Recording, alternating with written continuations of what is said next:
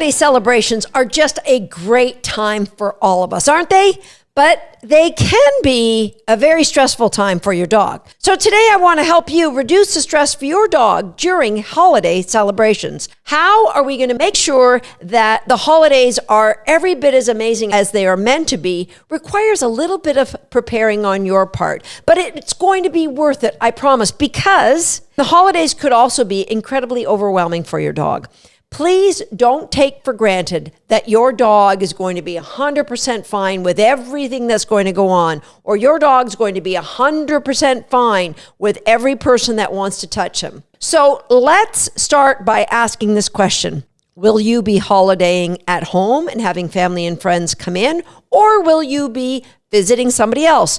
Similar, but a couple of differences. And so we'll talk about when you go out visiting later in the podcast. For now, let's discuss what we can do when we are the ones who are the hostess for the big holiday celebration. There's really 3 stages. The stage 1 is what we do beforehand. Stage 2 is what we do the day of. And stage 3 is what we do in the midst of all these people in our home with our dog or dogs. Okay, prepare.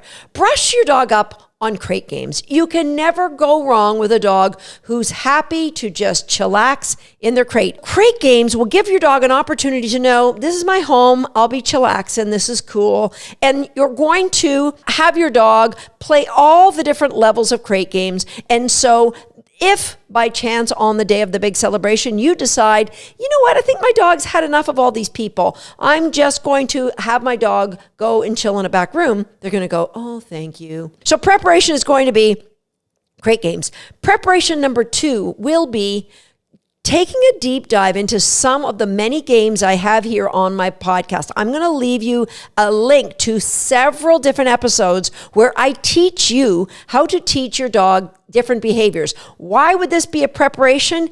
Because it would be a great opportunity to share with your family maybe 3 or 4 behaviors that can show that, hey, dogs are brilliant. This is why I spend so much time training my dog. Look at how much joy this brings to the dog and how much joy it brings to all of you watching these behaviors that my dog can do. So we've got crate games, we've got digging into a few of the behaviors. Then you're going to do things like stuff some topples or some Kongs to have something that your dog, when you want to put them away by themselves, that they can have some interactive games. Start playing things like hiding cookies around a certain room, like the furthest bedroom away from all the action. So you might hide some cookies around there and tell the dog search and have a search party. You might walk in and out of that room. So we've got a game that the dog can do, and then they're just going to relax and go to sleep with all the craziness going on in your house. I would make sure that your exercise is on point prior to people coming over. So you're walking the dog regularly. You have a routine that takes the edge off the dog emotionally and physically before you have all these people coming in on their home. So preparations is going to be increasing the confinement time, playing a lot of crate games, teaching your dog and brushing your dog up on those tricks, and having him get used to being alone in a bedroom, or it could be in an X-pen, it could be in a crate in that back bedroom. Also, make sure you brush up on your hot zone. You might do hot zone with a leash on to prevent your dog from jumping on the guest. The other thing I'd suggest you do, I put together a little cartoon that you can download, and it's an educational coloring piece. If you have young children around your home during the holidays, this will give them an opportunity to do something with some crayons, and you can explain some of the times it's good to approach and not approach a dog based on this little cartoon episode. All right, so preparation, we've got it. And now we're going to go to day of. You've got a lot of things to do, so make sure you make a checklist. Set up the X-Pen where you want it to be. Set up the hot zone.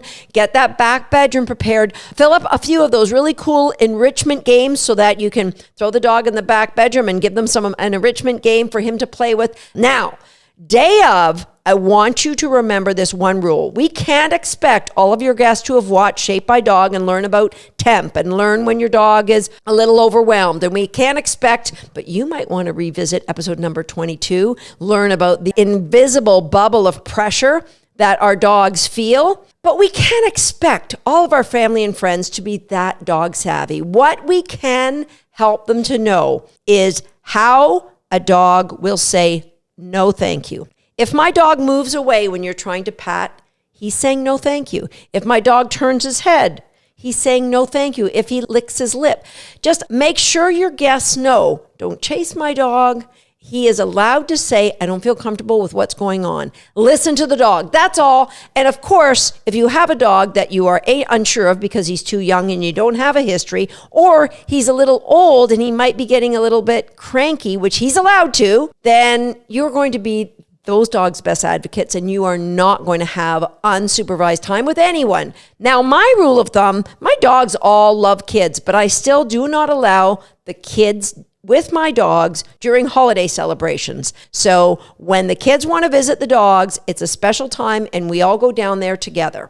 All right? So don't be afraid to make very clear criteria for your family. It could just be one rule. You can post it all around the house. It could be as simple as don't touch the dog. Or if you want to talk to the dog, make sure I'm around. I just have my dogs away from the front door while everybody's coming in, and then they can come out one at a time, or depending on who's here, all right, go and visit, and they all have at it all at once. But it's your decision. Just be intentional about it in the way that's going to set you and your dogs up for success. Don't forget to play some rounds of It's Your Choice. And let's face it, there's going to be a lot going on that during that big holiday celebration. You won't have time to be really on point. So brush up It's Your Choice early and often leading up to that holiday celebration. All right, so that's if family's coming over. What about if you are going to visit the family? Well, I would still do the same preparing.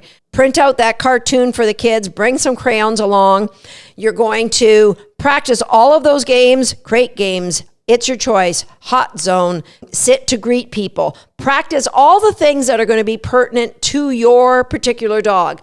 And when you're going to go, make sure that you make this list ahead of time. You want to put all these things in a bag. So first of all, you're going to be eating supper. Your dog should be allowed to eat supper. Pack up your dog's supper and take it with you. Of course, you're going to need a dog bowl, a water bowl for your dog while you're away. You're going to need some cleanup bags because we're going to be walking our dogs once we're there. You're going to need a leash and a collar or a head halter or a harness, depending on what is your choice. And a way for your dog to have time away. That could be an X-Pen or it could be a crate. I don't like to just rely on hot zones when I'm visiting somebody else, because even my dogs who are super well behaved, if they have another dog or if they have a lot of activity, they don't have a place that they know is their spot in the house that they can go and chillax. Have it all ready. And of course, you're going to have your dog relieve themselves outside before you go in the house. And when you do go in the house, I'm assuming that you've asked ahead and you've cleared this so that nobody goes, you've brought your dog? So your dog is invited. I've made that assumption.